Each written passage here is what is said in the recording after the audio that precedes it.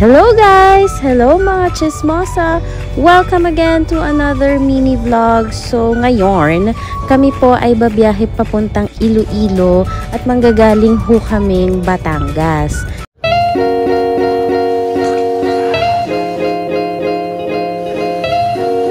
So, tayo ay babiyahe po galing Maynila ng land trip for about siguro 1 to 2 hours na drive papuntang Batangas Port. And then, from Batangas Port, babiyahe po tayo ng Roro. Sasakay po tayo for about 10 hours going to Katiklan. Then, from Katiklan, kami ho ay magla-land travel papuntang Iloilo for about 5 to 6 hours. So, let's go! So, ayun na nga. Paano nga ba kami nag-book nitong trip na to? So, first of all, kami po ay nagpa-pencil book via call sa Starlight Ferry. So, tumawag po kami sa kanilang landline para po magpa-reserve ng aming booking. So, kailangan po 5 days before ng trip ninyo ay makapagpa-reserve na po kayo. Now, ito pong travel namin was para siyang holiday. So, medyo madaming tao and na fully book po kami. So, ang original po talaga aming destination was dapat Batangas to Rojas City para mas mabilis na lang yung land travel namin going to Iloilo. Kaya nga lang, ayun na nga. Dahil hindi ko na nga malaman ang schedule ko, late na kami nagpabook. Kaya wala na, naubusan kami ng Batangas to Rojas. Kaya ho kami ay napunta sa Batangas to Katiklan. Okay, so ang dami kong sinabi. Okay, ito na talaga.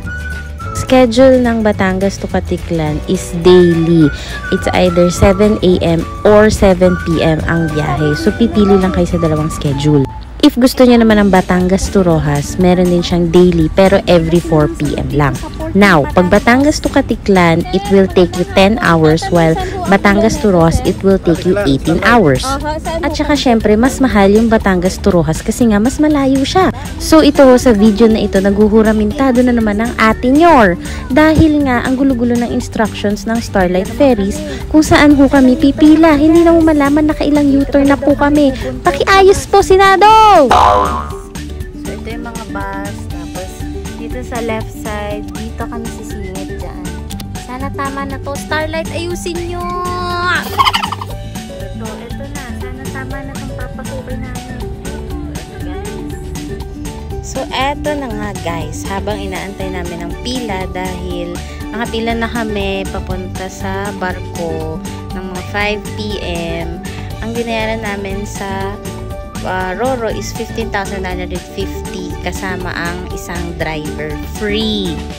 Plus, kung may passengers kayo, magbubook na lang kayo online. Okay? So, yung rate nga pala ng passenger will depend sa tutulugan ninyo. So, yung pinili namin is yung tourist aircon. Syempre, yun yung free ng driver. Alam mo, humimilay pa ako. Finally! Bakit na kami ng barko, guys? So, parang mga 1.5 hour kami nag-aantay doon sa port. Let's go!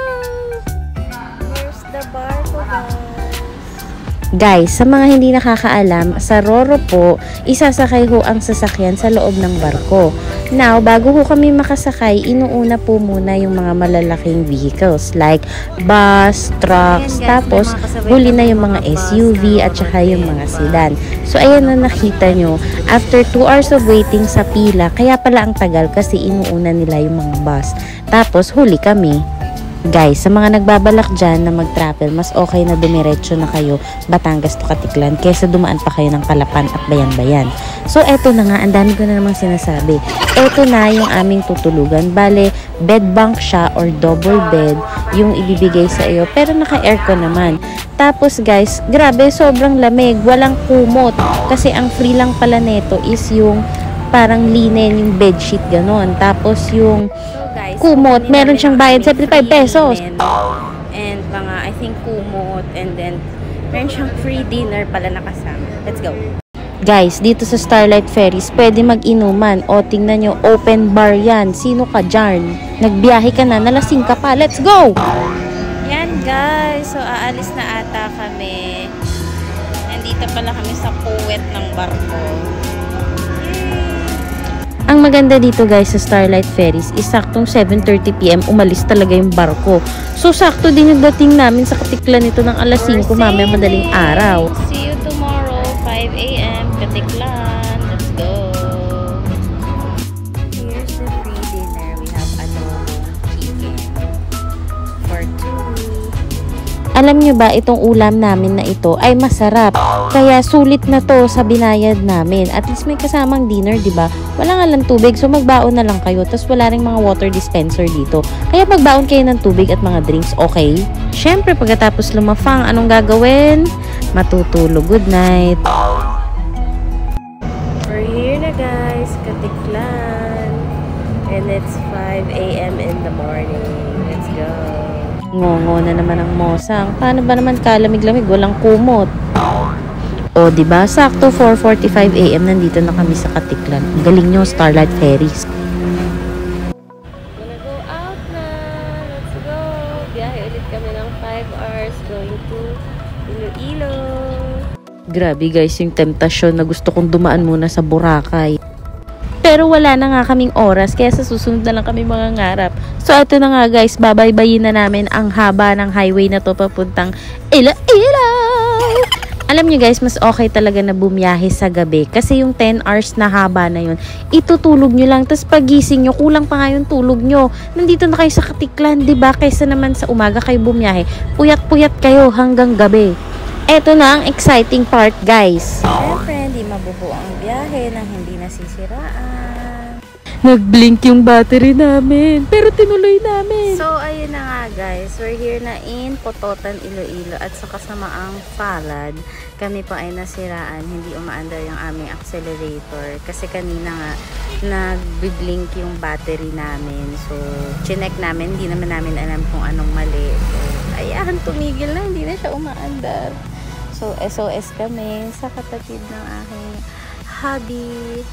Guys, bago kayo bumiyahe, lagi nyo i-check yung makina ng sasakyan ninyo. Pati mga tubig at mga coolant and everything. So, time check is 12 noon and ito na, itutow na kami. Let's go, kuya. Yay! First time to guys. Ba't ako na-excite? So, that's it guys. Don't forget to hit the like and subscribe button. Thank you for watching. See you again on our next vlogs. So exciting!